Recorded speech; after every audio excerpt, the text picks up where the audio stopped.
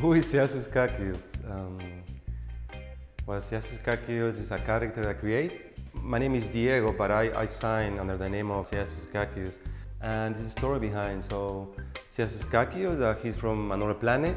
He's from the planet of Culus. He's a dreamer. And his dream is to go to the Earth and see Bob Marley in concert. When he's in his planet, he's a rebel because he's not allowed to go to the Earth. So he's just gonna jump in his spaceship and go and follow his dream. So this is also a prototype of the spaceship, and that's what he's gonna use to go to the Earth. And part of the story, on the way to the planet Earth, a musical comet hit the spaceship, and instead of landing in Jamaica, he ended up landing in the Andes of Peru.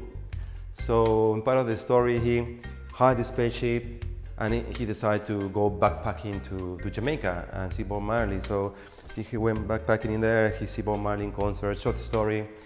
And on the way back to Peru, when he realized that where was his spaceship, he found out that it was stolen, it was gone. And it was stolen by the members of the Shiny Path, the terrorist group from Peru. So he's stuck in the earth until now. So he paints a memory of his planet. So all these little characters in here and there are sort of memories of the creatures from the planet of Culus, where he's from. And that's sort of the story. It's a little bit of a cliche, okay, like, follow your dream. But actually if you go very deeply into that cliche, that phrase or that sentences, it's basically just be authentic, be who you really are, you know? So we are bombarded by all this social media, all this media, by culture, by your family, that tells you how to move, where to go, who you're supposed to be. There's something inside you that is desperate, want to be who you really are. And that's actually the message of this story.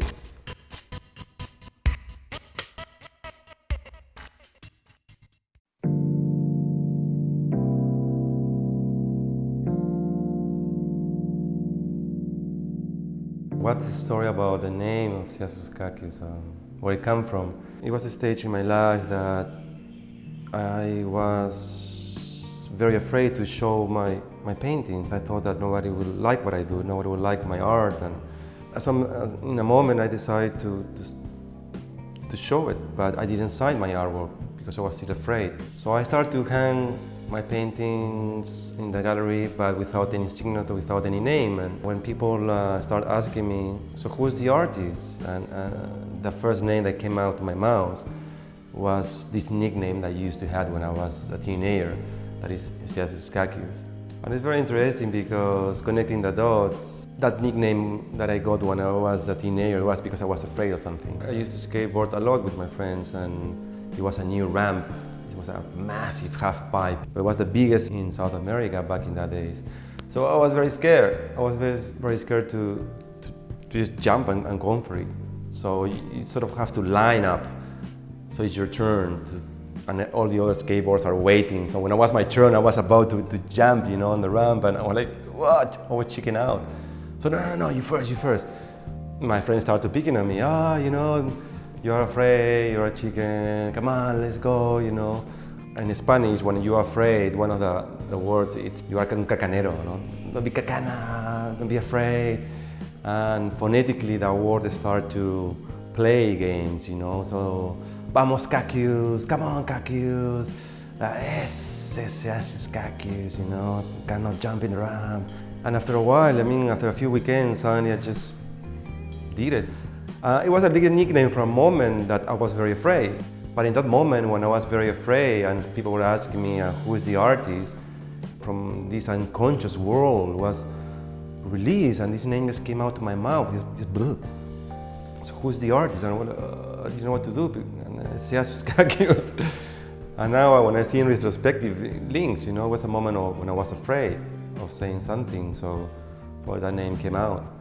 And the story starts to flow from there. When you paint, when you are creating, it's something very intimate. It's like you open your heart, you open yourself, you feel very vulnerable. So I was scared. The name was a way to put my ego aside and put it in a different perspective to feel more secure, and that's the start of the story.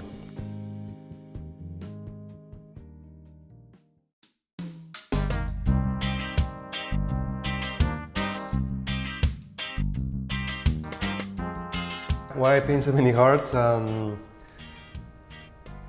this is my spaceship, and it's part of the story of the character. But also, a lot of my work is about love, and the heart is representation of the connection with your heart and with love. So I use it. It's a very powerful and a strong symbol. But in particular, it's my spaceship in here. So it's a heart with a propeller. And this is the spaceship that the character is going to use to follow his dream and go to the Earth and see Bob Marley in concert. So it's part of the story. The spaceship is actually lost by the terrorist group from Peru, so he's looking for the spaceship, and that's why also I painted. It has become a little bit like my signature. But there's a lot of symbology in the spaceship. The design represents a lot of things. One of them is the connection with your heart and infinite love. And these little balls in there are what I believe are the different levels, the different dimensions of consciousness that humanity are experiencing at the moment. At the same time, it's a representation of a story of this little worm who was in the jungle, and it was something inside him that he was feeling like fly. But he was looking himself on the reflection of the water on the river, like, I'm a little warm. Why I feel like I want to fly? So he started trying. He started first walking very fast, jump, and failed, And then he started running, and jump, trying to fly, and boom, fail. And then he climbed a little stone, a little rock, run, boom, climb, jump, nothing. So he started trying different things to trying to fly. And he climbed a big tree, different mountains, different things. And all the other insects and animals from the forest started to notice that what this guy is doing, and you are injuring yourself. When you're warm, you can fly. But he kept trying. There was a voice inside him telling him to fly. So he kept trying, and suddenly after a while, little wings start growing from him, like pluck, pluck. And then when all the other members of the community in the forest realized that, they just jump on him, trying to remove his wings of jealousy, trying to remove the wind from him, and he fought. What was happening is that this guy was challenging them, the other worm, they were challenging the way of thinking. So, and they jump on him, and he kept fighting, he fought, and the more he fought, and the wings started growing slowly, and then boom, he became a dragonfly.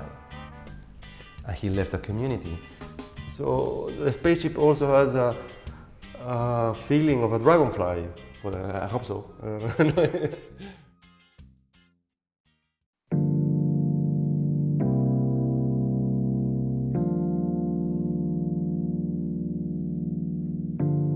I feel there are different layers of depth in my art. The first layer is more aesthetical, or the aesthetic of the painting, the colors, the figures, and a lot of people connect with that part and that depth, and I think it's beautiful. And then let's say there's a little bit more deeper part or level of what I do, and there's actually a fantasy story. And it's this story of this character that I create, that is Ceasius Kakius, and he's from another planet. His dream is to go to the Earth and see Bob Marley in concert. And he's going to use his spaceship to go there. His spaceship is stolen by the terrorist group from Peru, so he's stuck in the Earth.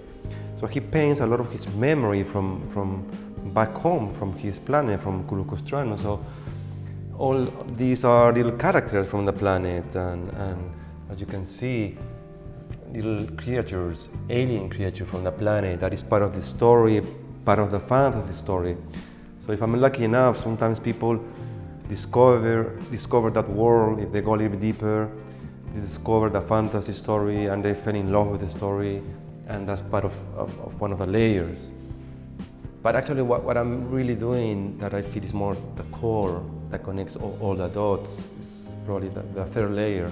All of them are actually my own spiritual journey, my own spiritual work,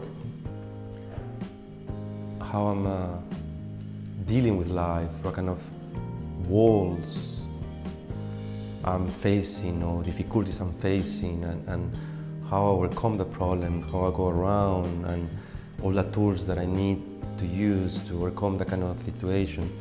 Normally I'm working in something in that particular moment, so that's where my inspiration comes from. And it's more like a visual meditation, reminders. I think that's the core of my work. So for example, at the moment I'm working about relationships. I'm trying to understand the way they flow and they work. So this painting is called The Dance of Relationships. The well, for example, on this one represents that is learning how to relate with all these little characters in their life. Can be in a romantic way, can be in business way, can be with friends, and even within yourself. So all my new series is about relationships, and even though they look beautiful, all the aesthetic, and also there's the fantasy story still there because I'm painting all these characters and the spaceship and representation of things. Actually, I'm doing a lot of research about topics, about how we learn to relate with ourselves, how we learn to relate with others, and all the wisdom that involves, all the tools to live a better life. And another series I was working in how to relate with your shadow, with that part about yourself that you don't know is there. So this represents that marriage, that dance with yourself, acceptance, accepting all the part in you that you don't know you have, and then you discover them, you embrace them, you see them, and when you are aware about that, you sort of like dance with that part of you, that represents who you are, and that shadow, that unconsciousness that is there, you don't know is there. That one in particular, I was working in attract abundance in my life. I want abundance so I can be more creative and flow more. So this piece in particular, I use a lot of symbols that represents that. I paint the entire piece with coffee. I also introduce coffee grains in there. I introduce the crystal, the citrine. There is a very powerful stone that attracts abundance. And the Wairuro seed from the Amazons that the Inca used to use it to find a balance between one world and the other one. In this particular piece, for example, I was working on bringing a balance between two worlds, and especially the balance between the divine masculine and divine feminine. And there is a wisdom on that. So the all, even though represents a bird and all from the planet of Colocustranus, the fantasy story, but at the same time represents wisdom, the wisdom to have that both worlds balanced, that two energies, the divine masculine and the divine feminine, how we go to one extreme to the other one. I'm always embracing and going back to the center, to the medium, meditate on that, go back to that balance, Something that I'm working recently, it's about flow in life, and so I jump very deep and go into research. I read a lot of authors, a lot of people who have been working on that sort of themes and topics and finding new tools, and I put it in artwork, and at the end they are reminders. So probably I'm working in something that I'm dealing with, and this is my own process, my own spiritual process to understand and go deep and grow as a person, and grow spiritually, grow as a human, and become more mature, more I don't know, more unified, more in balance. So yeah, something like that.